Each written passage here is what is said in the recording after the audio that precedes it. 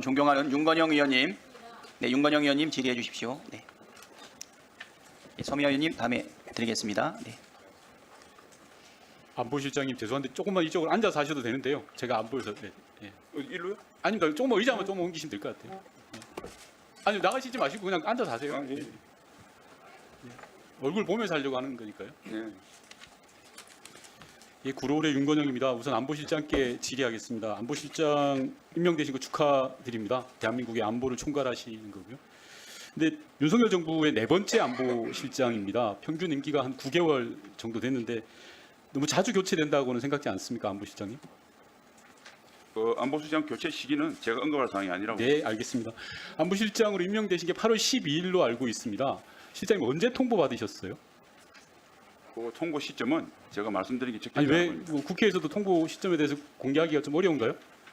네, 대통령께서 하실 사항이기 때문에 제가 언급을 하기 적절치 않습니다. 왜 질문하냐 그러면 안보실장 겸 국방부 장관입니다. 중요한 자리를 겸임하고 있잖아요. 그죠? 그러면 그 겸임에 따르는 여러 가지 요인들을 잘 해소했는지를 따져보기 위함입니다. 그냥 단순하게 질문하는 게 아니에요.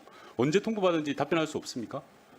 네, 그 대통령의 통수권 행위에 관련돼서 양해해 주시기 바랍니다. 예, 별걸 다 통수권이라고 하는 것 같습니다. 최근에 윤석열 정부의 독도와 관련해서 여러 이야기가 많습니다. 좀 앞서 여러 의원님도 질의를 하셨고요. 대통령께서도 괴담이다라고 이야기했습니다. 그럼 좀 살펴보겠습니다. 왜 이런 이야기가 나오는지 최근 1년간 독도 관련 윤석열 정부의 주요 행태입니다. 국방부는 장병 기본 교재 영토 분쟁 지역으로 표기를 했습니다. 외교부는 독도를 재외국민 공간으로 표시를 했고요. 행안부는 민방위 교육 영상에 일본 영해로 표기된 지도를 사용했습니다. 이게 단순한 실수나 착오라고 할 수 있을까요, 안보실장님? 이 정도가 실수와 착오입니까? 저는 독도는 아니 제가 묻는 말에 좀 답변해 주십시오. 이 정도가 실수 또는 착오라고 판단하십니까? 안보실장이 보시기에. 그리고 이 정도에 따르는 인사상의 조치나 뒤따르는 조치들이 있었습니까, 실장님? 네, 저런 하여튼 독도는 그 어떤 경우든 아니 실장 제가 영토입니다. 묻는 거에 답변을 해주십시오. 이게 단순한 실수냐 착오냐라는 아주 단순한 질문을 드렸고요. 이런 실수냐 착오냐고 한다면 100번 양보해서 조치가 있었냐라는 걸 여쭈었습니다. 국방부 분야는 실수와 착오로서 관련자로 문체가 조치가 됐고요. 나머지 외교부나 행안부나 해수부에 관련돼서는 제가 구체적인 제가 것을 알지를 못합니다. 예, 알지 못하는 게 자랑 아닙니다. 안보실장이면 이 정도의 그 학습이 돼야죠. 당연히 독도 문제를 그렇게 하찮게 다루니까 국민들이 볼 때 윤석열 정부의 독도 관해 문제 제기를 하는 겁니다. 윤석열 정부가 이러는 사이에요. 일본은 어떻게 나오는지 다음 PPT 봐주십시오.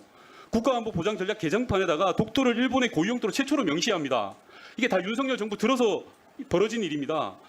국제사법재판소를 방문해가지고 일본 외무상이 이야기를 하고요. 정기국회에서조차도 이야기합니다. 심지어 한일 외교장관 회담에서도 독도가 일본 땅이라고 우기기 시작합니다. 이런 빌미를 누가 준 겁니까 도대체? 대한민국 국민이 줬습니까? 대한민국 국민이 이 지경을 만든 겁니까? 바로 윤석열 정부가 만드는 겁니다. 우리 스스로가 자초한 거라고 생각합니다. 그래서 국민들은 윤석열 정부의 독도 문제에 대해서 의구심을 가지는 겁니다. 의원님, 독도가 잠시만요. 제가 일본 질문한 게 주장한 아니고요. 것은 안보실장님 제가 질의한 게 아니잖아요. 다음 PPT 상당히 봐주시면요.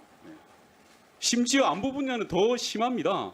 독도인권 해상에서 우길기 해상 자위대 전함이 출현합니다. 그리고 일본이 주장하는 다케시마의 날에 우리 해군이 동해가 아닌 일본으로 표기된 해도를 사용하고 있습니다. 이런 일이 벌어지니까 수많은 국민들이 의구심을 갖는 거예요. 야, 윤석열 정부의 독도가는 뭐야? 다음 PPT 봐주십시오. 앞서 김태호 차장께서 문재인 정부 훈련에 대해서 이야기하셨습니다. 당연히 문재인 정부 때는 공개했습니다. 2018년에요. 역대 최대 규모고 심지어 해병대를 독도에 투입하기도 했습니다. 물론 이때 당시에는 일본의 소부장 공격에 따르는 반대급부적인 요인도 없지 않아 있었습니다만 한일 관계에서 우리가 할 이야기는 또박또박 해 나갔다라는 걸 보여드리고 싶은 겁니다. 하도 윤석열 정부 사람들은 뭐만 하면 전임 정부 탓을 하니까요.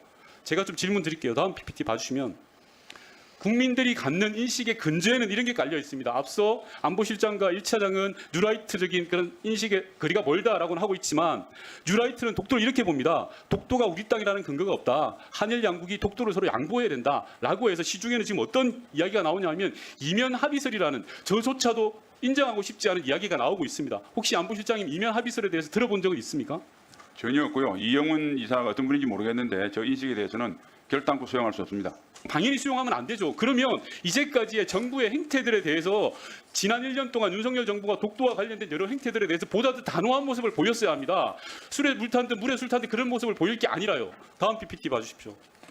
안보실장님께서 지난 청문회 과정에서 국방부 장관 청문회 과정에서 일본과 국력 차이가 현저해서 이완용의 매국 어쩔 수 없었다라는 발언을 한 적이 없다고 하셨습니다. 청문회에서. 네. 맞습니까? 청문회에서 어떻게 얘기하냐면 저 문제를 누가 따옴표로 해서 나왔길래 과거 발언 중에서 네. 앞뒤를 보면 그때 당시의 상황을 예. 우리가 제대로 대비를 못해서 일본에서 나라를 뺏겼다. 북구 강병해야 예, 된다고 좋습니다. 강조한 거였습니다. 예, 이런 발언 하신 적 있죠? 네, 연결을 말씀한 겁니다. 한 적이 없다고 제가 한 적이 말씀드릴게요. 이런 발언 하신 적 있다라고 이런 말씀 하신 적 있으면요. 제가 계속 말씀드리는 겁니다. 이런 게 있으면 단호하게 이야기하셔야죠. 이런 부분에 대해서는 다음 PPT도 말씀. 김태호 아까 1차장께서 중일마에 대해서 이러저러한 변명을 이야기하셨습니다. 국민들 마음에 상처를 주는 건 윤석열 정부예요. 그리고 용산 대통령실이에요. 왜 우리 국민들이 일본의 마음까지 헤아려야 됩니까? 그거는 정책을 하시는 그 자리에 앉아 계신 안보실장이나 1차장이 하시는 일이에요. 저희 같은 사람들이. 왜 우리 대한민국 국민들을 이렇게 힘들게 합니까? 일본에 대해서 자존감을 무너지게 합니까? 이런 부분들에 대해서 좀 보다 단호하게 해야 됩니다. 그래야 윤석열 정부가 대한민국